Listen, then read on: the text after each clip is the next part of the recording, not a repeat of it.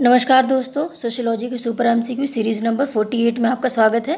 ये MCQs UGC net JRF, assistant professor, PGT, GTC, DSSB, UPSC एवं अन्य समाजशास्त्र संबंधी परीक्षाओं के लिए काफ़ी इंपॉर्टेंट है।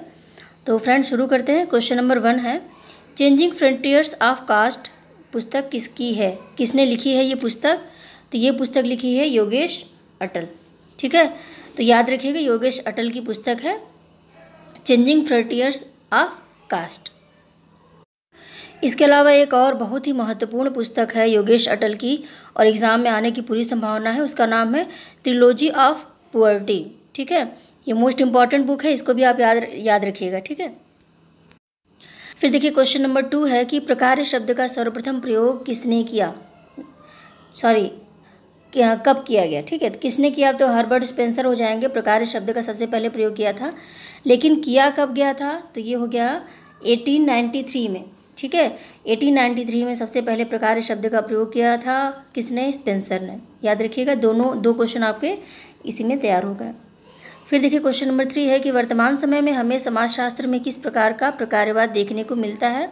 तो किस प्रकार का प्रकार्यवाद देखने को मिलता है? संरचनात्मक प्रकार्यवाद। ठीक है, तो ये भी बहुत ज़रूरी है क्योंकि कुछ बच्चे यांत्रिक प्रकार्यवाद, वैज्ञानिक प्रकार्यवाद इसमें कन्फ्यूज हो जाएंगे। ठीक है, तो आपको याद रखना है कि संरचनात्मक प्रकार्यवाद देखने को मिलता है वर्तमान में।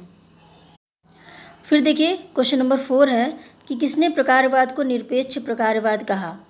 तो निरपेक्ष प्रकार्यवाद किसने कहा? मेलिनोव्स्की ने। ठीक है, यानी जो प्रकार्यवाद है इसमें इन्होंने निरपेक्ष प्रकार्यवाद कहा कि सभी इकाइयाँ प्रकार्य ही करती हैं, कोई सापेक्ष की बात इन्होंने नहीं की कि इसके सापेक्ष में होगा, ये कम होगा तो ये ज़्यादा होगा, ऐसा नहीं है। सभी इकाइयाँ कार्य करती हैं तभी वो जीवित है। ठीक है, समाज में यदि कुछ भी है तो वो कार्य कर रहा है, कुछ प्रकार है तभी समाज में है, तो इसको निरपेक्ष प्रकारवाद कहा जाता है और ये मेलिनोव्स्की ने दिया था। ठीक है, फिर देखिए क्वेश्चन नंबर 5 है अनइक्वलिटी एमंग मैन। ये पुस्तक किसकी है? ये एग्ज़ाम में आने वाला प्रश्न है और ये जो पुस्तक है ये इम्पॉर्टेंट है। ठीक है, तो ये लिखी गई किसके द्वारा? आंद्रे बेत्ते। ठीक है, फिर देखिए क्वेश्चन नंबर 6 है कि मेलिनोव्स्की को निम्न में से किसके महत्व पर बल देने के लिए जाना जाता है, यानी इन्होंने इनमें से किस पे महत्व ज़्यादा दिया है। ठीक है, तो किस पे महत्व दिया है इन्होंने? मौखिक इतिहास पे दिया है कि विषय वस्तु विश्लेषण पे दिया है कि वर्णन पे दिया है कि निजाति वर्णन? तो इसमें देखिए विषय वस्तु विश्लेषण पे इन्होंने बहुत कार्य नहीं किया है, ना ही मौखिक इतिहास पे। इन्होंने निजाति वर्णन जो है, और आप जानते होंगे कि इन्होंने ट्रोबियांडा द्वीपवासियों का अध्ययन किया था। तो निजाति का मतलब क्या है? प्रजाति। ठीक है, ट्रोबियांडा द्वीप की जो प्रजाति थी उसका इन्होंने बहुत ही गहराई से वर्णन किया था, अध्ययन किया था सहभागी अवलोकन के द्वारा। तो इसमें सी हो जाएगा प्रजाति वर्णन। ठीक है, फिर देखिए क्वेश्चन नंबर 7 है कि किसने मूलभूत आवश्यकताएं और व्युत्पन्न आवश्यकताओं के आधार पर प्रकारवादी सिद्धांत दिया?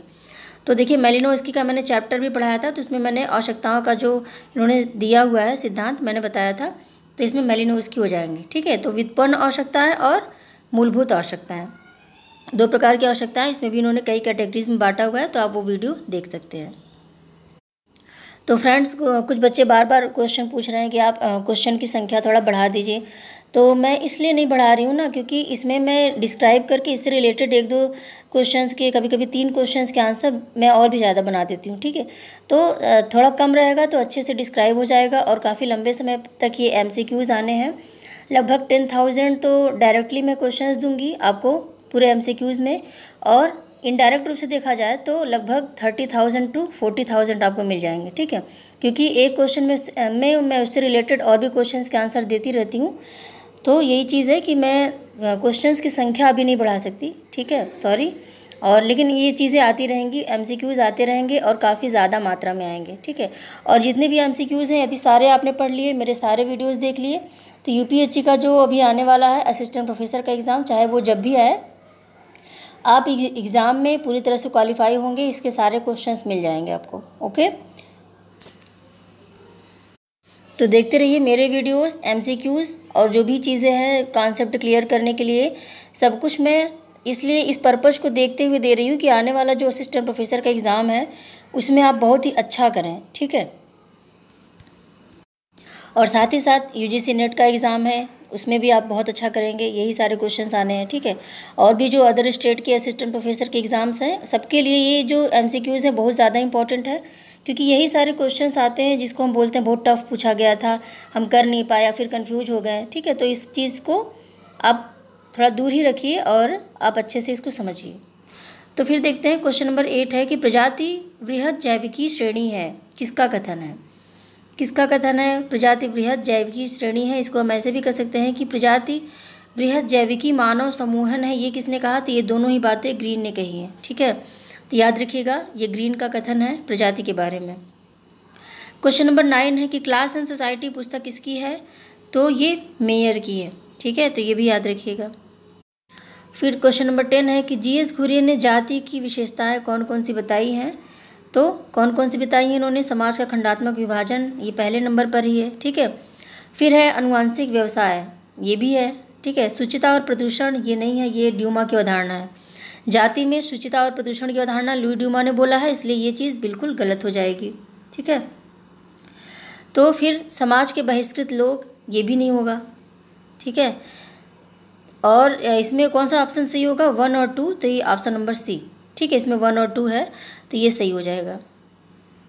ओके फ्रेंड, तो वीडियो को ज़्यादा से ज़्यादा अपने दोस्तों में शेयर कर, व्हाट्सएप ग्रुप्स पे शेयर करें।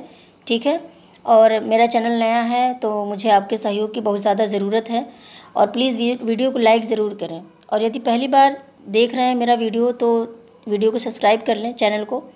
और ऐसे ही वीडियोस आपको और भी ज़्यादा मिलने वाले हैं, पूरी तैयारी आपकी होने वाली है। यदि आपने सब्सक्राइब कर लिया है तो बेल आइकन ज़रूर दबाएं, ताकि जब भी मैं कोई वीडियो अपलोड करूं तो उसकी नोटिफिकेशन आपके पास पहुंच जाए और कोई भी लेक्चर आप मिस ना करें, क्योंकि लेक्चर मिस करेंगे तो क्वेश्चन मिस होंगे।